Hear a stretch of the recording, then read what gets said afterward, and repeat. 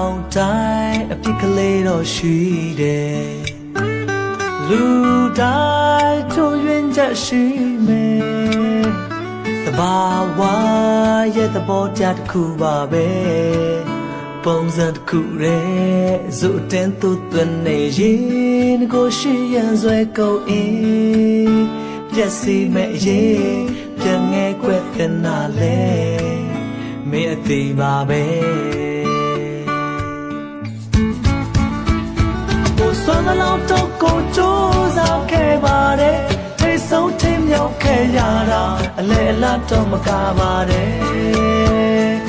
စိတ်သွားလောင်းတော့ကိုလိုက်ပြီးမလုံးနိုင်ဘူးတန်လောင်းနဲ့မချင်တဲ့ရဲ့အရှုံးပေးဖို့ပဲတန်တော့တယ်ဒီတက်ဖို့ပြီးငယ်လို့ကိုမဖြစ်နိုင်ဘူးဒီတက်ဖို့ပြီးမဖြစ်နိုင်ဘူး